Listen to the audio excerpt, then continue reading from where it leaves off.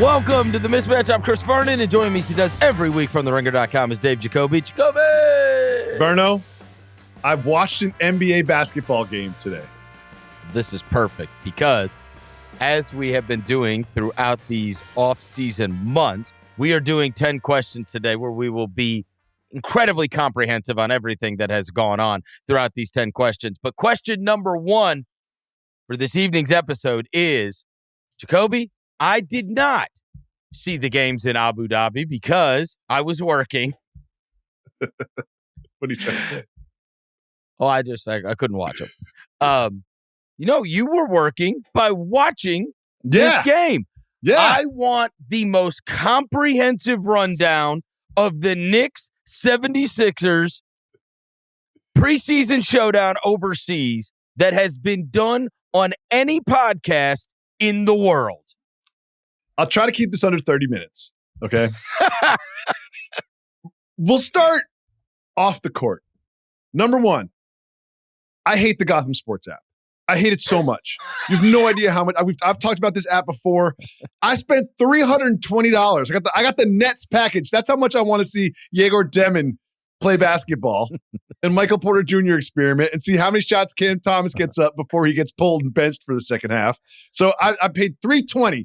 If I'm paying for Rangers games, Mets games, Yankee games, I don't care. I paid $320 for the year. Fine, whatever.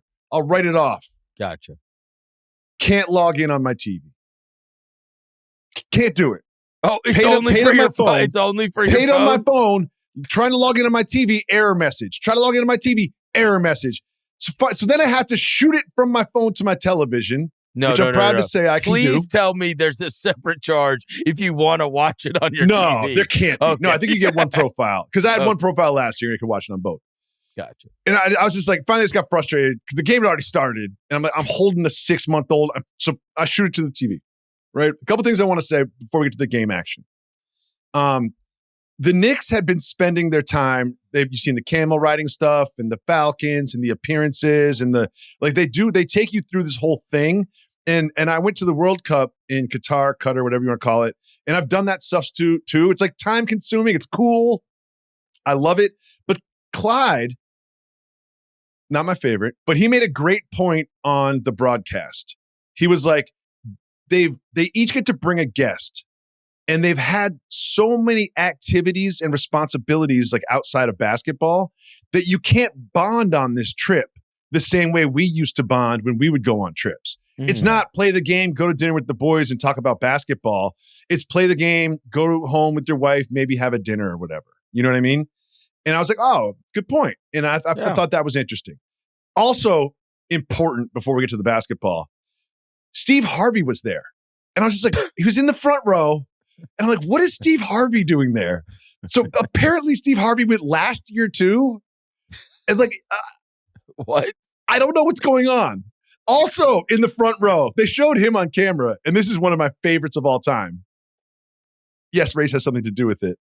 The professor from And One was there. Oh, front row. Wow. I love the professor so much. I follow him on Instagram. He's still doing his professor thing currently to this day. So we got Steve Harvey, the professor, a smattering of other celebrities that I don't recognize. No Chalamet, no Spike Lee. No. Stiller, Chalamet. They did not make the trip. Spike's got a Major League Baseball playoff that he is at right now. Okay, I feel like this would give you a massive upper hand on the fan rankings if you made the trip overseas to the Knicks preseason. I also think Steve Harvey going 2 years in a row makes me feel like that he might have some contacts out there and he might be getting compensated for his presence. I'm just saying that out loud. Something tells me that he's enjoying his time there. All right, the game. The basketball. The biggest takeaway, the absolute biggest takeaway, and he didn't play great, was VJ Edgecombe looks like a guy. Like, it's just one game. I'm not going to, but I was like, just the way he moves, his size, how comfortable he is getting to the hoop. He just looked really, really good. And that was my number one thing was like, this guy is as advertised. Yeah, the number 3 pick in the draft. A lot of people thought that Philadelphia might move that pick to try to get, a vet, like a win now player. Instead, they exercised that pick. A lot of people thought, and obviously a lot of the mocks had Ace Bailey, and then the Ace Bailey thing didn't take, and so they end up taking VJ Edgecombe. He impressed a lot of people at Summer League, and I texted you today after I saw that highlight of him jumping outside of the circle and trying to throw it down. I was like, whoa. And now this guy is going to have some serious highlights this year. Well, some of the most impressive stuff were his misses, but he's just so comfortable and aggressive going to the basket. Now, it's worth saying that, like, we all know McCain's not playing, and Embiid's not playing, and Paul George isn't even there, and so it is sort of like a hodgepodge group of Sixers.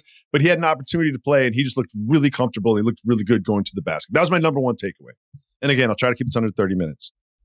Rough start to the game. It's just like it just felt like the first preseason game after everyone's been on like a 14-hour flight. That's what it felt like.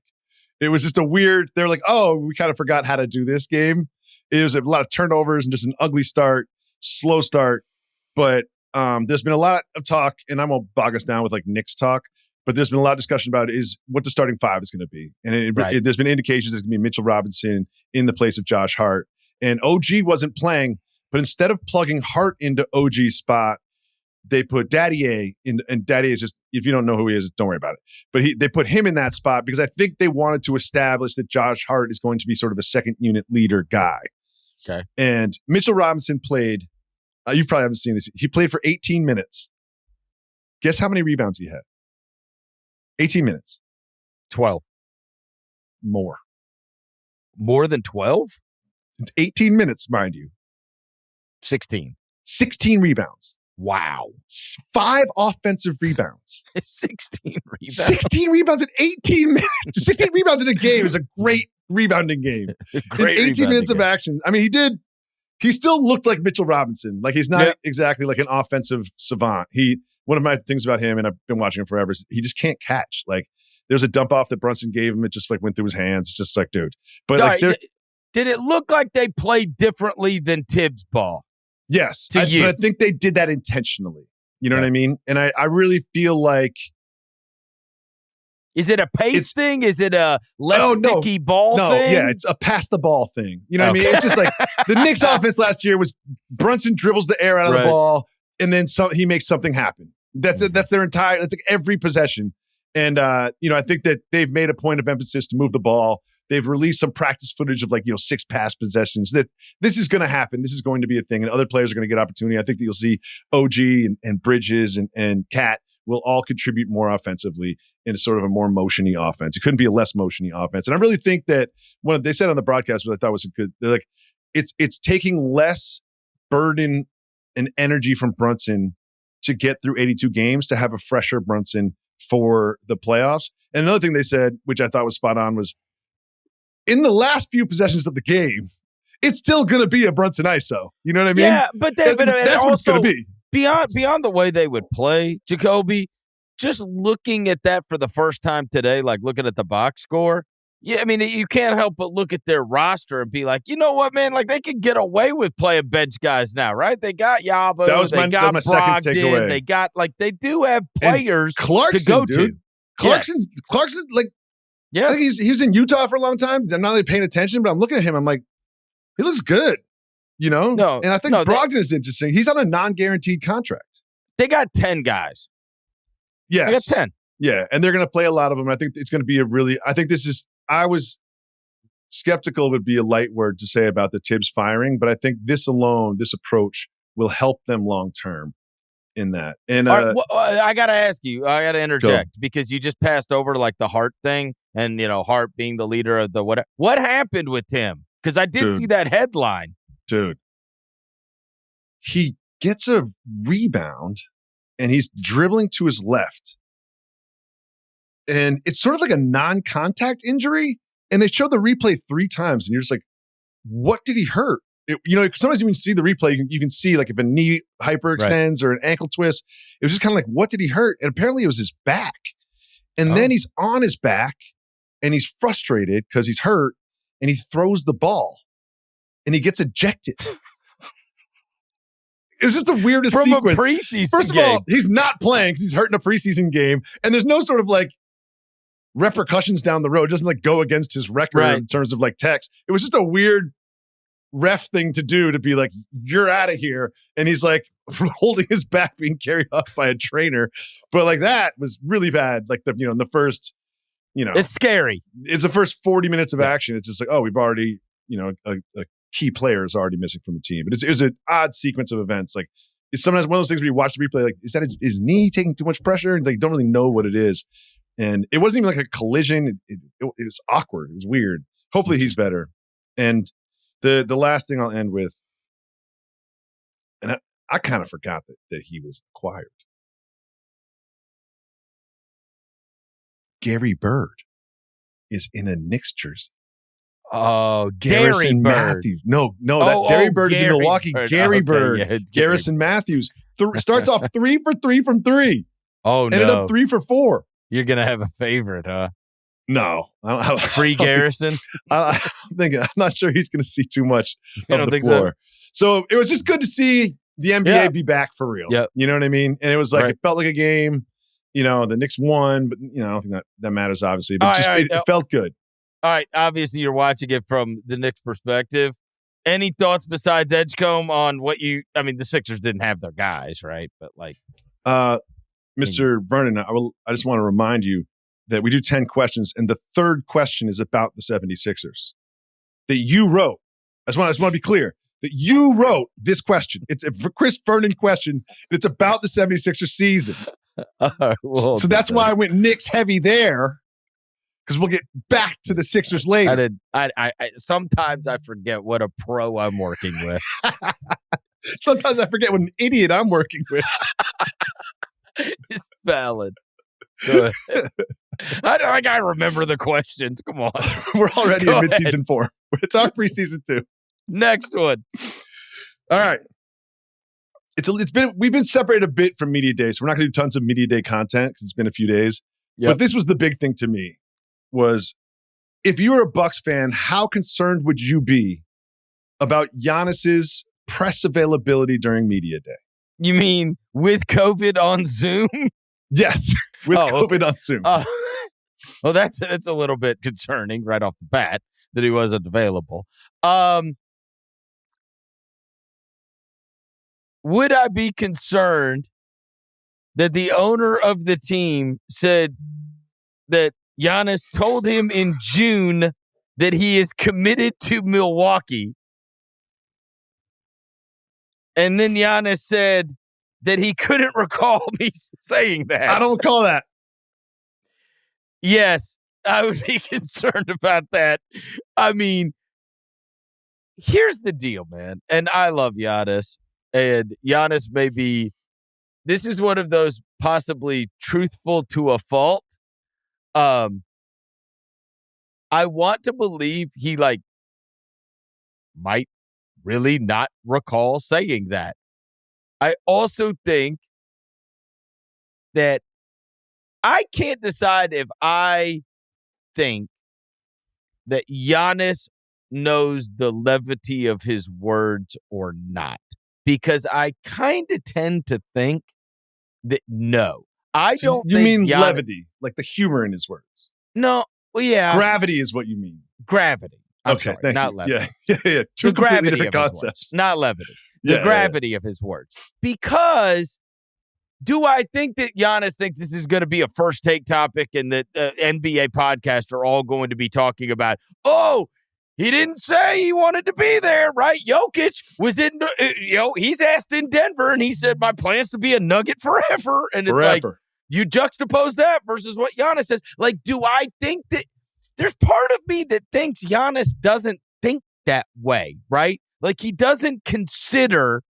I think that we have grown up for the last 20 years in a LeBron world where everything he says is intentional. He knows exactly what your topic is going to be and wants it to be that, right?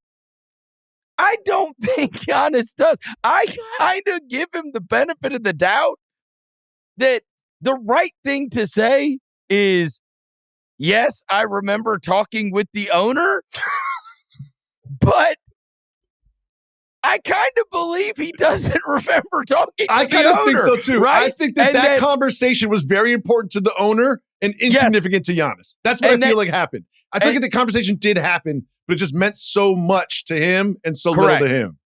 And that he doesn't consider that anything he says that is not, I'm Milwaukee to the bone, is going to be taken as, when's he want to want out? You know what I mean? Like, because he did go on and, like, he was thrilled about the Miles Turner deal. And they obviously came to him whenever. I mean, they have made such an irrational decision to do that Lillard deal that is going to Which one? I mean, there were two irrational Lillard deals. No. The acquisition or the stretch? The acquisition was not irrational. The Fair. stretch, and that being on your cap in this day and age, is wild. Like, wild. But you are doing that to make the most of, in your mind, the most of the time that you do have Giannis. So, like, they continually try to appease Giannis and try to make it the best it could possibly be around Giannis. So it's like, all right, well, we're not going to have Lillard, and that's not going to work, and because he's got the Achilles there. So we're still going to try to win. Like, if you're going to be on the team, what we're not going to do is not be competitive, right? If you're on our team, we will even do the stupidest crap ever to remain competitive while you're on the team. And so I don't know. Like, he's a competitive guy.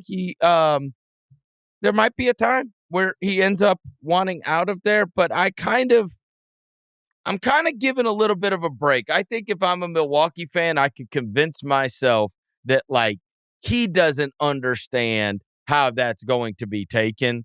And frankly, every question that he gets about, are you going to stay in Milwaukee? Do you love Milwaukee? You're going to be in Milwaukee for life? Are you going to commit to Milwaukee? It's like, I think he probably doesn't.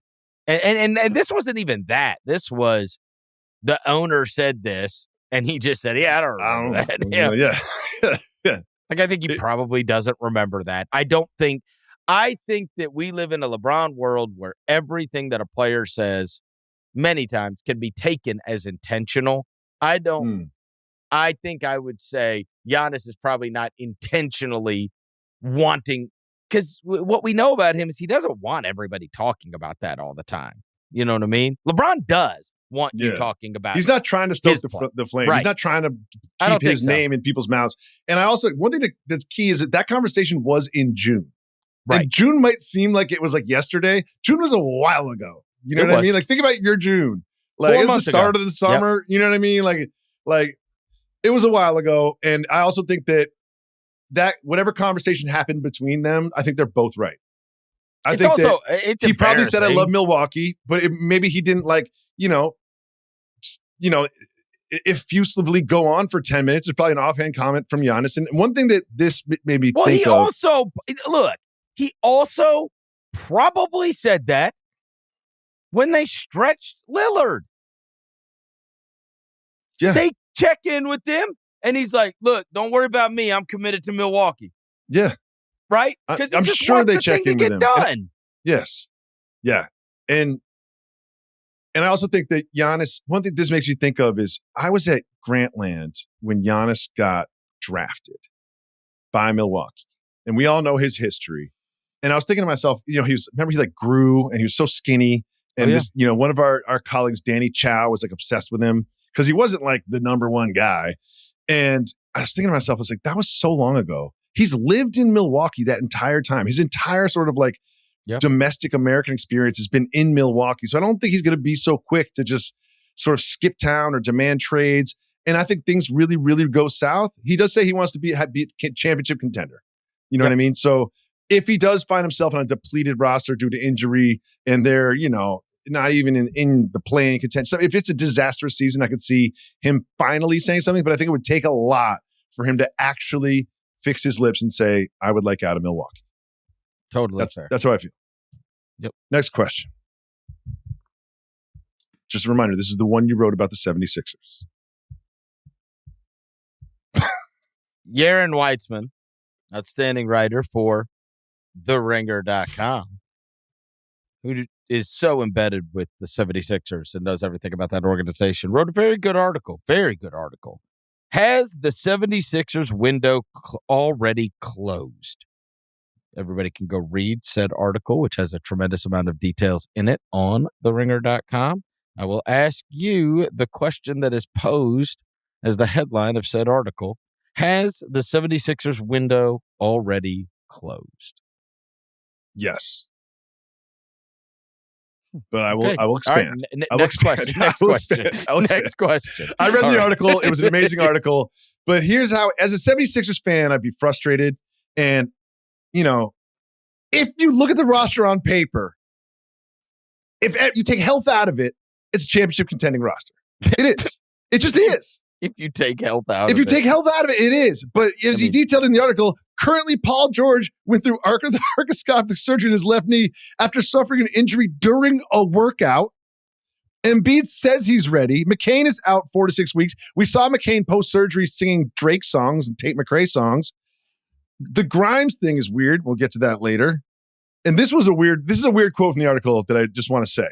This is a former staffer. So I always remember when it's a former staffer, they don't work there anymore. It means they got let go by the team. And here's what he said, quote, I have this marked as well. Yeah. The organization was built around one guy who doesn't trust anyone and mainly keeps to himself. Former staffer, you always have to take with a grain of salt. He goes on and says, when that one guy is putting up Wilt-like numbers, it can work. Not so much when he's playing in 19 games, a career low. And in those rare moments when he does suit up, shooting a career worst 44% from the field while looking timid, heavy, and slow. I mean, that is ruthless. I mean, good grief. There's something about this, though. There is hope for our Sixers fans. This championship window is closed, but there's a world where Edgecombe works out, McCain works out, Maxey's like a vet.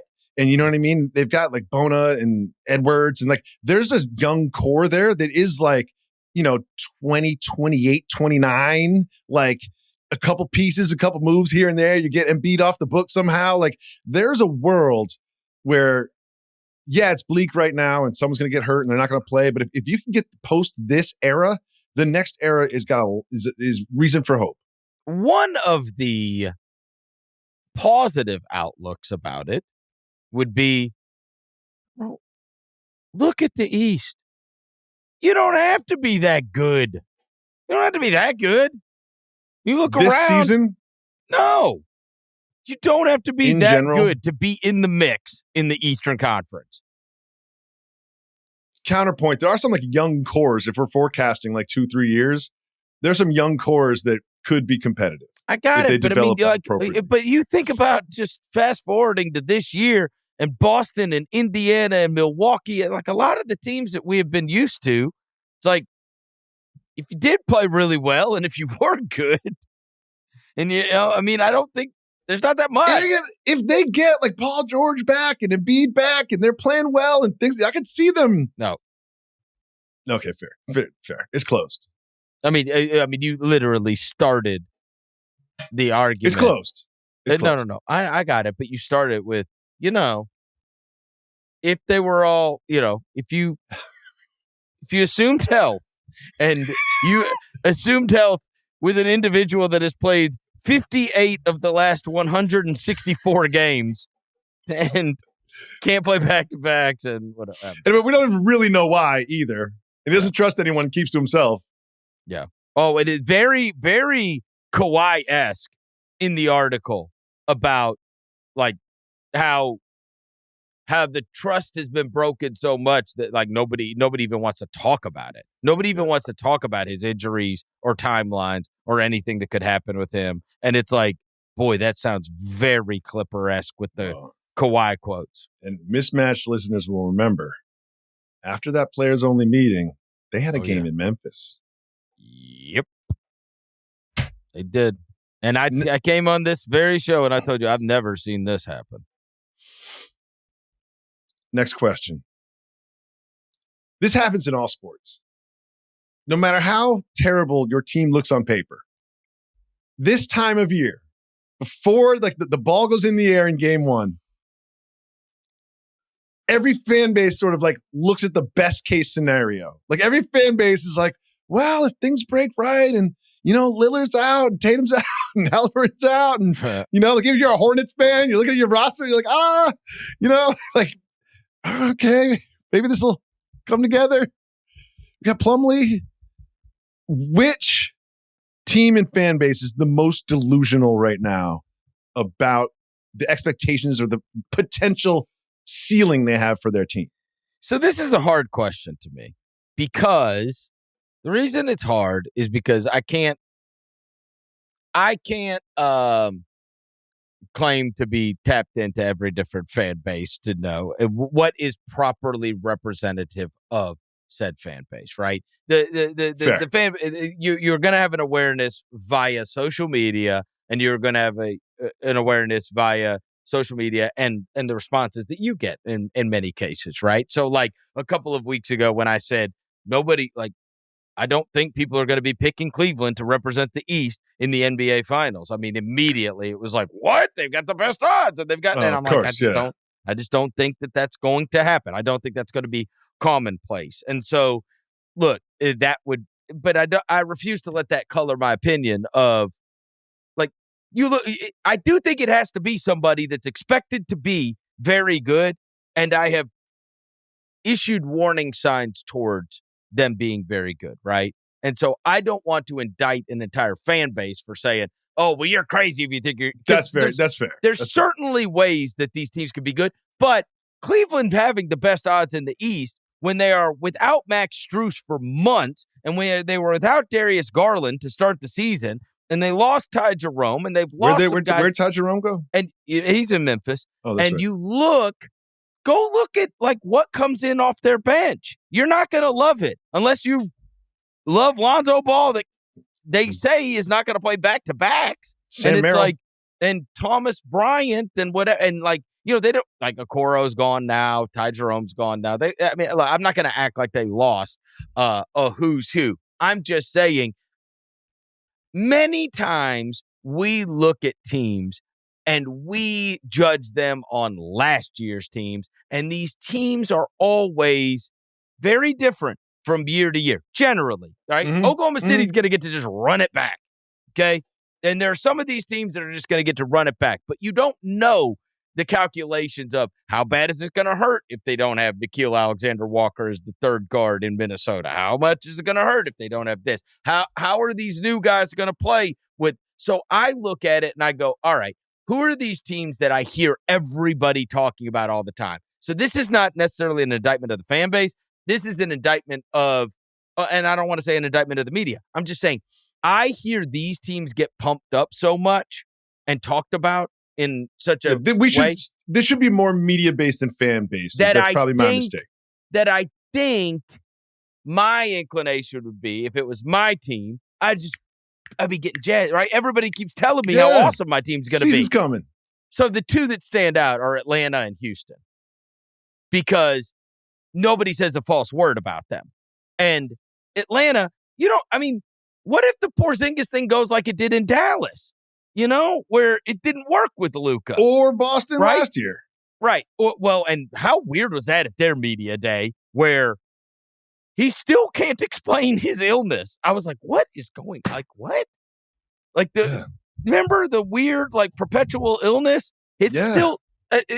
respiratory was used for it. Just like, super strange. And the other thing is Trae Young, he couched it, but like a little disappointed that they didn't offer him an extension in the offseason. And so it's just like there's always like, look, I love their talent as well, right? But you don't know how the thing's all going to work. And everybody's super high on them. I just listened to my buddies Kirk Goldsberry and Zach Lowe talk about Quinn Snyder as a coach of the year candidate. It's like, both of them.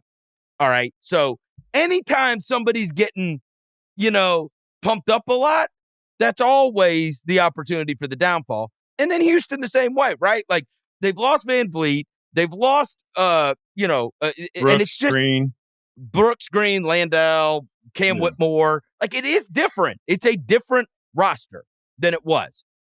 The one that accomplished what they accomplished last year is not this roster.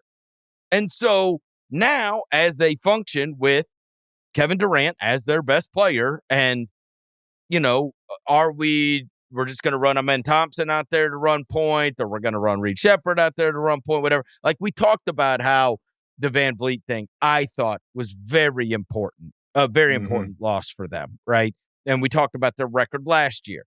And every time this stuff happens, everybody's like, we can just, we can do it by committee. We can run offense through Şengün. We can run offense. This is what they did in Phoenix, right? We can run offense through Durant. We can run it through Beal. We can run it through Booker. And it's like, all right. I like having the organizer, in charge of that. And that's why I thought Van Vliet was important. So I just think the teams that have very high expectations, so I would mark those as kind of ones that have the opportunity to not meet the way they're being talked about. Cleveland, because they're unassailable, but like they don't have a lot of depth, and they're starting it out without Garland and Strus. Okay. And so that's one. And then obviously I feel like Atlanta and Houston are thrown into top tier mixes in their conference a lot more often than, and they've got new teams. So you never know. I mean, God, I think we should have learned last year. We should have learned with Phoenix. Yes. There was no way it was going to be bad. There's two groups. There's Cleveland we've seen it not work in the playoffs 3 times in a row. Mm-hmm. And you can point back and say, look at the injuries we had, and we're starting Sam Merrill in big games. Like, fine. That's one side. But I think that this group of Rockets, Hawks, and I want to add the Magic, is just we haven't seen it yet. Just let me see it. I just want to see what it looks like. What does it look like? It's always the teams that get pumped up a lot. Like, and those feel like the sexy ones this year that are getting pumped up a lot. And I want to be clear. We're not saying that it's not going to come to fruition. It's just no. I just want to see it. I want to see it. Let me watch a few games before I decide. Because those numbers are not based on something we have already seen. Yes. Right? Like Orlando, I'll give them. I actually think they're maybe in a little bit of different class, because at least I have seen those guys when they were all healthy be successful together, and it's still kind of the same guys. These other groups, right? Atlanta's a new group. Houston's a new group. Cleveland obviously would fall more in the Orlando thing, because you would just give them the benefit of the doubt because they won 60-something games last year. I'm just saying they're doing it. 3 of the major nightly pieces to that are Garland, Strus, and Jerome. That's 3 of them. And so that's another, change for them even. I also want to give Orlando the benefit of the doubt, because they had 2 big injuries last year, or 3 really, but like the Franz played great in Eurobasket. He's healthy. Yep. And they seemed like weird, freaky oblique injuries. It wasn't like torn ACLs or something, or like Kristaps, where it's like, is he going to be on the floor? Because he has a history of not being on the floor. Whereas with those guys, I feel like it's just kind of an unlucky injury season last year, and they added exactly what they needed, which is shooting, because they were the worst 3-point shooting team in the league. A lot of Jace Richardson buzz too in training camp. Okay. I read a Jace Richardson article yesterday.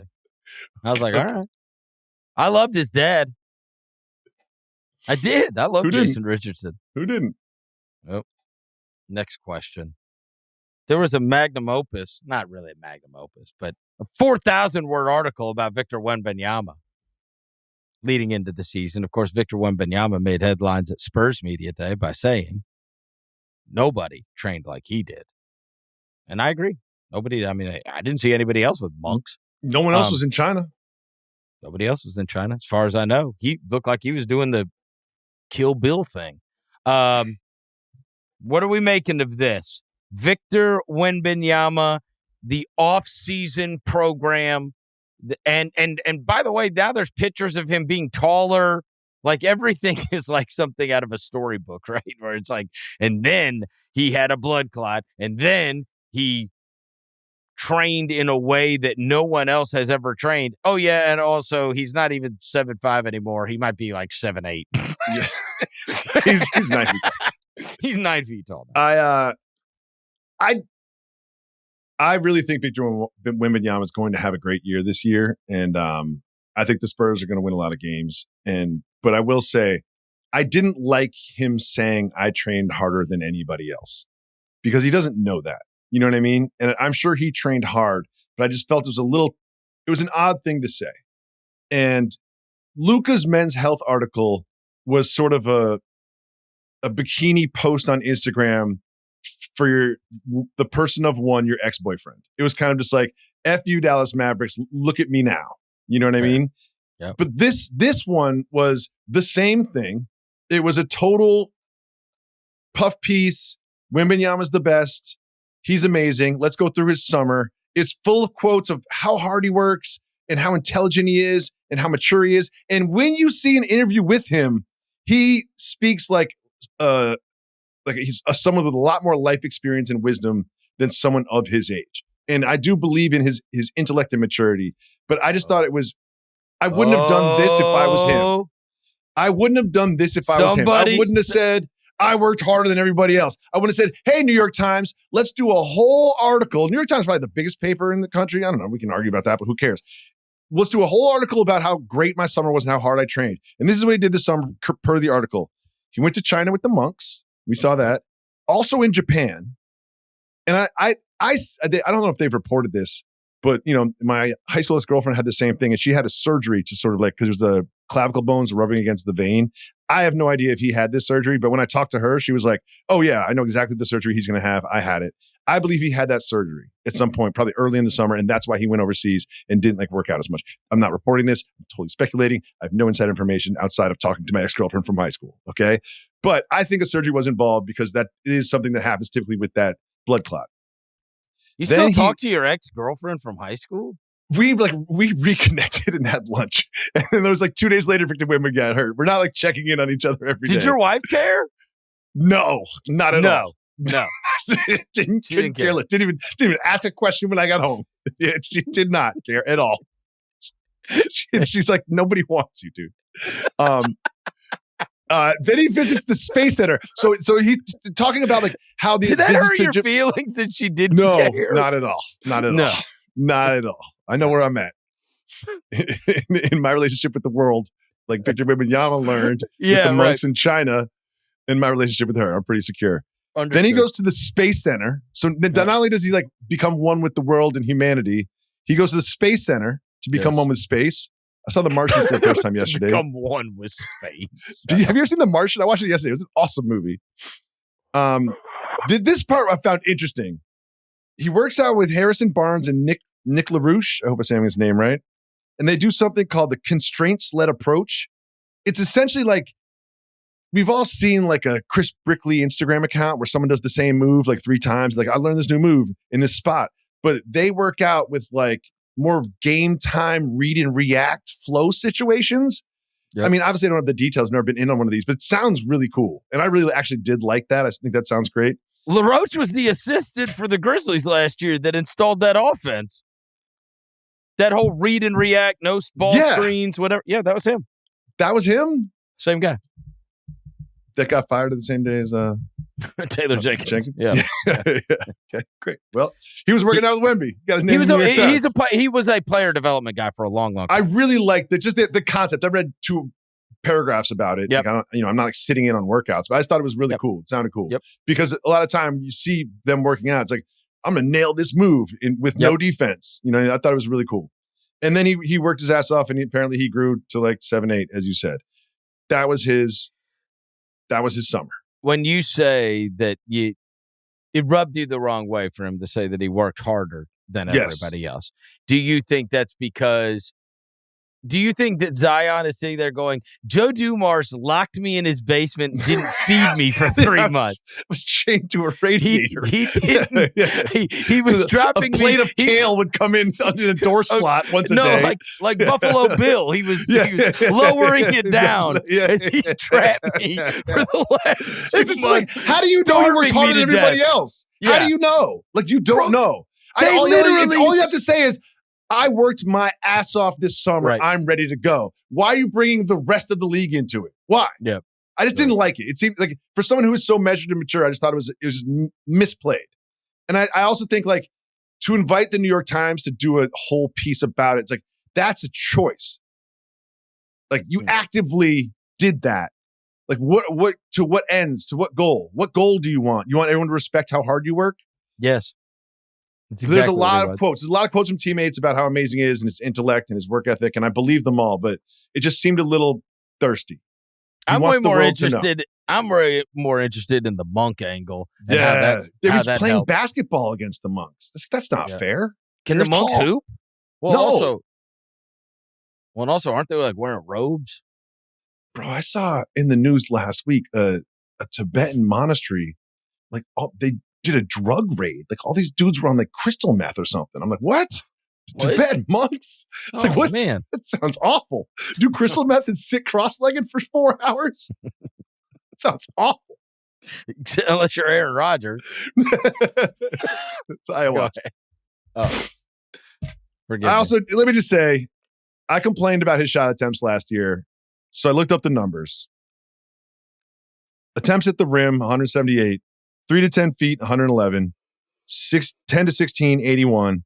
16 to the three-point line, 35. Three-point shots, 403.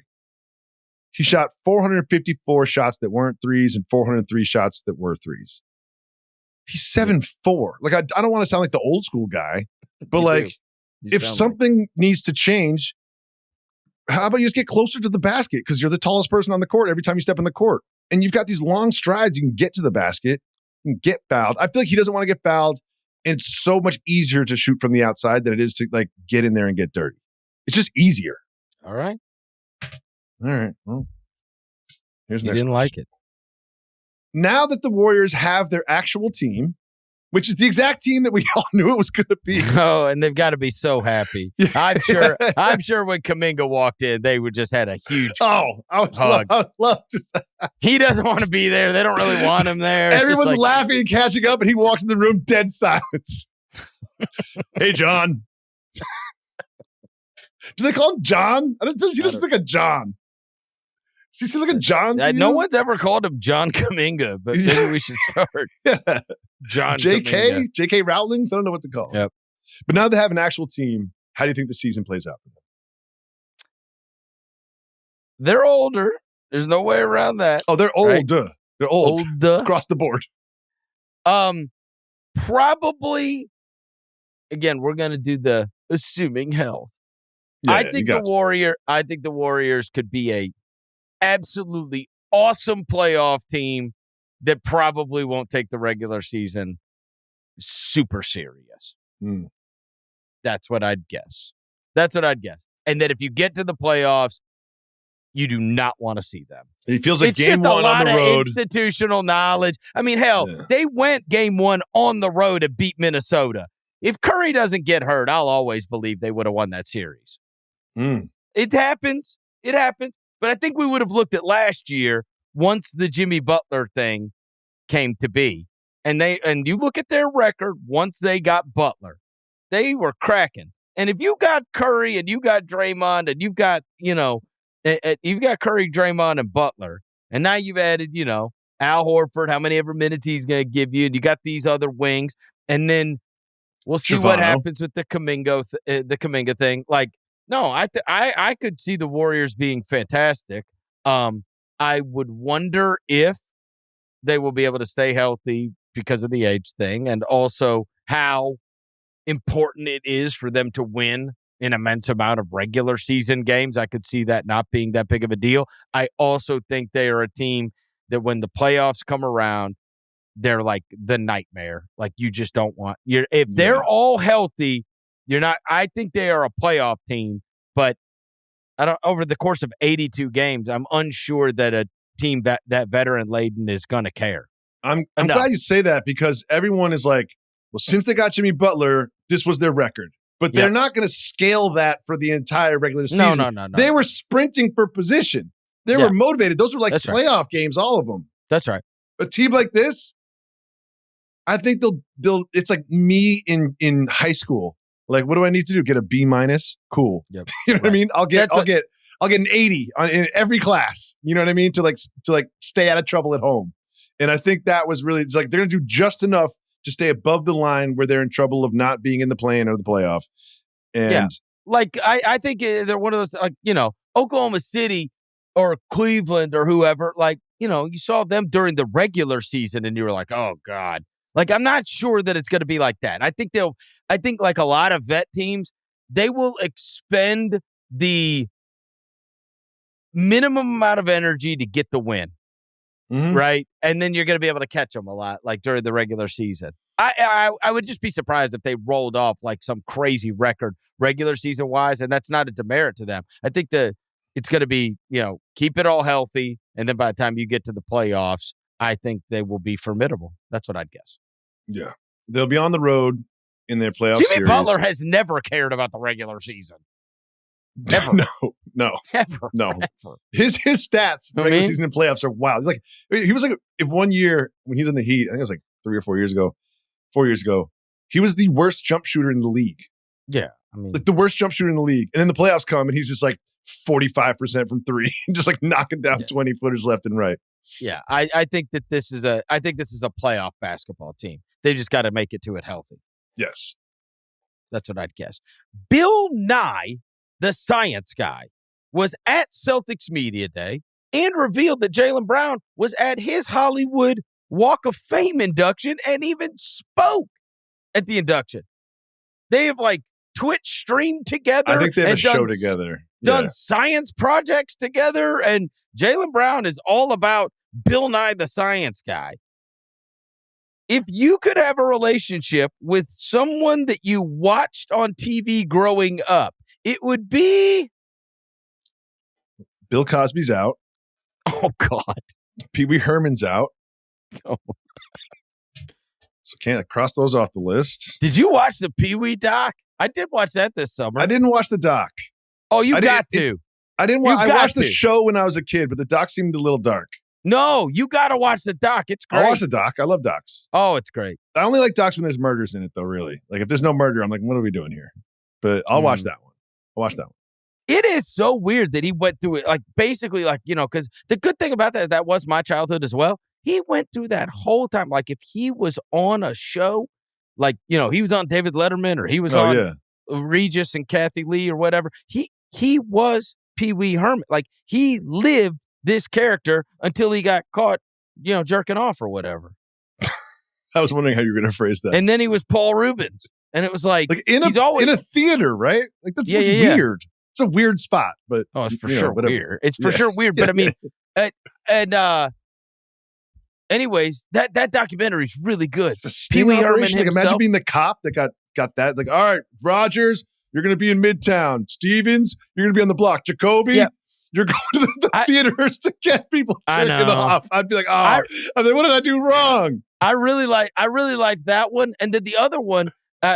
You had asked me about TV, and I always forget whenever I'm talking to you. But I was with my dad the other night, and I was telling him that I watched that one that's on HBO. My Mom Jane. There was like a commercial for Law and Order. Mariska Hargitay. From Law and Order. She's at every Knicks game, by the way. Okay. No one talks about that. So her mom was like the bombshell. In the like 50s, 60s. I saw something about that. Jane Mansfield. Yeah, I'm familiar. She never talked about it, never had nothing to do with it. She died in a car wreck when she was very young. She was actually in the car when the mom died. The mom was like the next Marilyn Monroe, the whole thing, right? And so she goes and finds her brothers and sisters, and there's like basically like a archive, like a trailer filled with everything about her mother. And she decides, and Mariska Hargitay is, older now. And she decides, I'm going to learn everything about what I never cared about or never thought about, my mom. Yeah. And she did this documentary called My Mom Jane. It is unbelievable. Unbelievable. I was shocked. I was telling my dad about it the other night. He was like, because I was like, do you remember Jane Mansfield? I mean, I didn't want to say like, hey, did you have those Playboys? And that was right. This is during the Cowboys-Packers tie. You should have heard me telling my dad about Bad Bunny. Oh, my God. You know what he said? I don't want to know what he said. He said they should have gotten Shamboozy.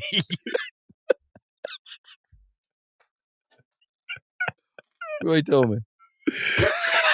What's the third song if you get Shabuzi? What's the third song he plays? He didn't say I didn't know his name 3 years ago. It is a different I like his guy. music. This is a different guy. This is Shamboozy. That's what my dad said. Shamboozy. He's like, he's great. I was like, oh my God. Yeah. Somehow we've Keep in mind, politicized my Bad Bunny dad, being the Super Bowl guy. I'm like, who cares? I don't know, whatever.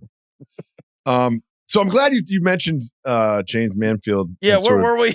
And Playboy in the teenage years, because I went off the beaten path with the childhood person that I would want to have a relationship with. And it was, we're the same age. And if you're like in your 20s and you're listening to this, you have no idea the pop culture force that music, television, MTV was. Like MTV now is like, it's nothing. Like the VMAs like don't even like make a difference. But when I was 14 or 15, that's the only channel that I watched. And they would move markets. You could pay MTV to turn someone into a star. It was like the only channel on the dial. And there was one show called Club MTV, hosted by the person I want a relationship, Downtown Julie Brown, Wubba Wubba Wubba. Do you remember this show? Bro, you could have a relationship with her. It was like, but what I'm saying is this show. She's on Sirius. She is? I have Sirius in my car, and she was like hosting the whatever 80s or 90s channel. Good for her. And I freaked out when I heard it. I'm like, holy hell, that's Downtown Julie Brown. And the show was essentially her tossing to a song, and then they'd have like 60 dancers in a room on various platforms dancing to the song, and they had the most perverted cameramen in the world. Like the human rights violations that these cameramen were performing on a daily basis, this would never go over today in 2025. And when you're like 14 and you're coming home from school, I think it was on at 3:00, you're just glued to the TV set watching Downtown Julie Brown. She was impactful for my childhood. Dude, you're going to love this. You're going to love this story. So there's a very, very famous author. Stephen King. Almost as popular. You're aware of Michael Lewis. Yeah, of course. Wrote Moneyball. Wrote, what was the one about the Big Short? Michael Lewis, The Blind Side, all kinds of things, right? When Michael Lewis was writing The Blind Side, that's 100 years ago, right? He was in Memphis a lot. And one night, I am sitting by Michael Lewis at the Grizzlies game. He's next to me in Media Row. And we just talked all night about all kinds of stuff, right? About all kinds of stuff. And at one point, we start talking about our families or whatever else. And he starts talking to me about, his wife. And he's like, my wife used to be involved in media, whatever. And I was like, oh, really? I was like, who's your wife? And he's like, Tabitha Soren. And I was like, no way! Yes! No way! No way! I was like, you're married to Tabitha Soren? Yeah. Michael Lewis and Tabitha Soren? I said, no way! No way! I loved your wife. It was the craziest thing. Yeah, look it up. I remember when you say Michael Lewis to me, I remember he was on HBO arguing with the guys from Deadspin about like sports journalism. No, that was Buzz Bissinger. Oh, that's right. I'm sorry. I want to apologize to the Lewis family and the Soren family. That's the guy that wrote Friday Night Lights. Yes, that's right. That's right. I want to apologize. Let me make sure they're still married, because I don't want to throw that out there. I hope so. Michael Lewis, American author. He is 64 years old. He is. This is good. He married Tabitha Soren in 1997. He is still married. Still married. So they're working on 30 years in a couple, 28 years. God bless them. Huh. Unbelievable. 3 kids. Tabitha? God. Yep. Unbelievable. Should have had 3 kids. Yep. But they, yeah. Oh my God. You should have seen my face when he said that. We got to get this back on the rails. Moving on to the next question. Oh yeah. Okay. Back on the rails. Did Quentin Grimes just make a huge mistake? I don't think so. Oh, okay. Pitch me on this. All right. So, because I don't think they're going to screw around with his minutes the same way that like Cam Thomas is in danger of it and Kuminga was going to be in danger of it. I think Kuminga knew exactly what was going to happen. So I better get as much money as I possibly can, even if it's short term. Because the reason I say this is because they were just so not close. I have been in this situation where I have been insulted as well by like, I got offered, I thought I was worth a lot more, and then I wasn't, and then your ego gets involved. It sucks, right? It sucks. Yes, it's the worst feeling ever. And so they were like talking 30 million, then they were talking 20 or 25 million, then they were talking, okay, 17 million, like maybe we could, and by all accounts, this is what I read in Mark Stein's Substack, the offer was 4 years, 39 million at like the last minute. What? Yeah. 4 years, 39 million? Yeah. That's insulting. I think so too. So to your question, knowing the circumstances, like, so Cam Thomas, by all accounts, had the opportunity to seal himself up a lot of money in the future, right? Mm-hmm. Like, a lot. Like, and I just don't think there's any way Quentin Grimes is going to do worse than 4 and 39 in any scenario, like going forward. Like, just play it out. Because, catastrophic injuries aside, he can always point back to the tape that he had at the end of last year. He can always point back to that. Whereas the Thomas thing, when the numbers would come out about him, or the Kuminga thing, even with the number he got, I was sitting there going, bro, there's a real chance that number's not there. Yes. By all accounts, like I would bet on myself if I'm Quentin Grimes that my number is way better than that. I mean, look, at worst, he is a fringe starter, outstanding bench player. Now, I understand he did what he did where he popped off at the end of last year, where they're losing every night. Do you remember George Yang? Do you remember what George Yang said to him? Oh, yeah. When he was in the foul line, he was just like, Paul and Joel are here. You're standing in the corner. It's like, right. Got a point. Which is true. But again, a fringe starter / bench player can still make 15 to 20 million a year. Yeah. Don't make me do the math. 9.25. Yeah. 9.25 is the annual average, right? For so if I thought look, he might have been wrong that he's a $25 million player. 9.75. I don't know. 9.75. He might have been wrong. He's a $25 million player. Like I think Giddey got 25, right? He might be wrong about that, but he's not wrong that he's not a 439 player.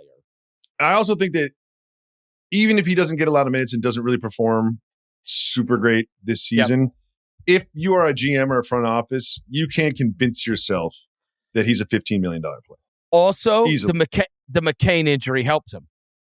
McCain will be back. But he's the third guard. There's nothing really in his way. There's Maxey and Wedgecombe, right, that are going to play ahead of him. Like, he's going to get opportunities. He's going to play. He's going to get minutes, and they're trying to win. You sold me on that one. That's low. I didn't realize that. I didn't read the 39 for 4. Like, I wouldn't do that. That's right. That's $1.25 million less than he signed for the qualifying. To me, it's worth the gamble if you're Quentin Grimes. That's fair. Therefore, not a mistake. Not a mistake. Yep. All right, next one. Where does Cooper Flagg rank in terms of players I will go out of my way to watch this season? Over the course of the season, he probably won't be number 1, but in the first 3 weeks, he's number 1. Number 1. I just want to see it. I mean, I just want to see it. And I'm sure you've seen the practice video. And I'm not going to sit here and be like, and base like my opinion of him as a basketball player based on like the team released practice video where he hits all of his shots. But the first thing he does in the practice video, he's in a chair and then he does like a squat against the wall. And I was like, that mother is tall. Like, he is tall. He's long. Oh, yeah.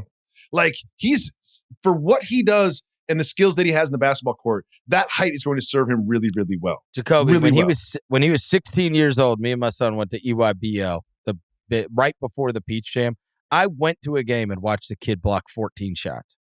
That's insane. 14! That's insane. It was otherworldly. I came on the Mismatch and told Kevin at that time, I said, that is the best 16-year-old basketball player I've ever seen in my life. Well, I Googled it before the show. He's 18 years old, bro. 18 years old. Yeah. No, I saw him at 16, and I was like, this dude. That was 2 years ago. Yeah, it was 2 years ago. Yeah. I also think that Unbelievable. I think that's going to be a rough rookie season. You know what I mean? Like, I don't think an 18-year-old that's not LeBron James can just come into the NBA and sort of like right be a net positive for a team. But man, he was a reclass kid, but he reclassed. He should have been a senior in high school last year. Instead, he was the National College Basketball Player of the Year in a college basketball era where Auburn was like 30 years old across the board. He's already good point. Like, you are playing against adults in college basketball now in a way that you were not prior to. I mean, I can't tell you how many every day goes by and it's like the NCAA, has granted somebody a 6th year, and it's like he's 26, and I'm like, what? How is he still playing college? Well, I also love that. Oh, did you see the AD gain so much weight? Oh, that's noticeably different. Kendrick Perkins was running him down for it. He was criticizing him for it. Kendrick Perkins. I mean, I think that I do love the goggles thing, though. That's nice. But one thing I like about AD being on the team, and they obviously have Lively and Gafford, is that puts Flagg on the wing. Mm-hmm. I don't want an 18-year-old kid guarding Alperen Sengun. You know what I mean? It's just like, what are we doing? Like, I like that he's going to be in like that 3 spot on the wing and more on the perimeter because. So you think he'll be at the very top of your list, at least for the first 3 weeks of the season? For the first 3 weeks, I'll be watching Mavs games just to see what he looks like. He's one of the best prospects we've seen. I mean, between for sure Wemby, Zion, LeBron, him. And last year was such a dud. No, we were not going out of our way to watch Risa Shea and Sarr. Please. And Reed Shepard wasn't even playing. That was the 3rd pick. That was weird. It was a weird the idea that Van Vliet goes down, everyone's like, well, Reed Shepard's going to step into that spot. They literally didn't play him last year. He was in the G League. Like, Strange deal. Last question. Yep. And it's important. All right. Last year on the show, you said you were out on Zion. Out. You declared it. You bullied me last week about. I know. You're making me stick to it. I'm going to tell you a story before I ask the question. I was at ESPN at the time, and they had like a behind the scenes with Zion at Duke.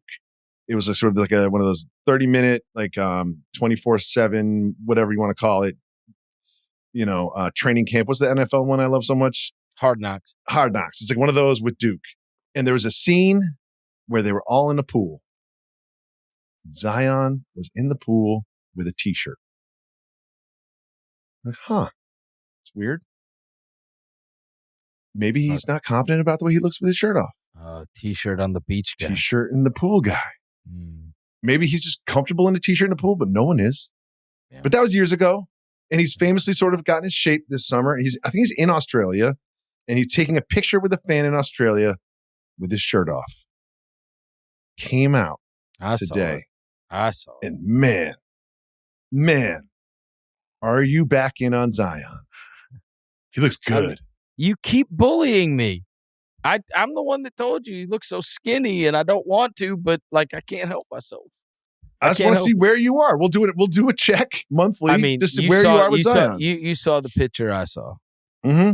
And I mean, I did. I declared a year ago, I'm done with this. I can't do it anymore. Now, if he gets hurt 3 weeks into the season, I'm going to tell you, I should have. What if I said he's lost a lot of weight, so the joints and the muscles and tendons are not going to have to bear that much weight? Or you better convincing that, like, hey, he wants to hit literally every incentive in this contract, and he wants to get another big contract. And you think money motivates these guys? Come on. And Joe Dumars is like on his ass, and he's found GLP-1s. The GLP Pelicans. The GL Pelicans. I don't think so. Oh, shut up. Give me a break. You don't lose that much weight that fast. I'm not a professional athlete, but I think that would mess with you. I'm not going to put that. I think it's probably, it might be on the banned substance list. It's not on the banned substance list. I don't understand how those things work. It's just like, oh, you don't feel hungry. Your stomach fakes you into thinking you're not hungry. Like, really? Yeah, it suppresses your, what's it called? Your wants. You know what I mean? Because a lot of people have reported that it's helped them with, alcohol or tobacco or whatever. What about your sex drive? I don't know. I can't speak to that. I mean, come on. You're my age. I get freaking testosterone ads every day. I'm like, you sons of bitches. I can't even look at Instagram anymore. And they're like, so do you crash in the afternoon? I'm like, yeah. They're like, that's the worst. And I'm like, are you fatigued? Do you find that you lose energy? Sure. Do you have a lower sex drive? Like, do you have a receding hairline? It's like all of it. Yeah, of course. But isn't that just being 40s? Like, and then they're like, buy this. Yeah, and buy I'm like, this thing. And then Frank Thomas is there. I'm like, what is going on? Why is the big hurt trying to make me buy some pills? I can't even like look at Instagram without them telling me like literally I'm like, all right, I got that you like went through my Google searches. And so you know that I'm looking for a golf launch monitor. But now it's gotten to the point where you're telling me exactly how I feel. Like, come on. Yeah. It's like, do you lose mental focus? Are you fatigued? All of it. Yes. Are you not as happy as you used to be? Do you lower sex drive? Do you not have the same energy in the gym? It's like, leave me alone. Leave me alone. Like, is your name David Jacoby? I'm like, what? What? Is your social? Huh? My address is in there. Like, Frank Thomas, how do you know my address? It's tough now, man. It is tough. It's too targeted. It's gotten too targeted for us. All right, Jacoby, it is always a pleasure. Thanks to our executive producer, Jesse Lopez, as always. I'll talk to you next week.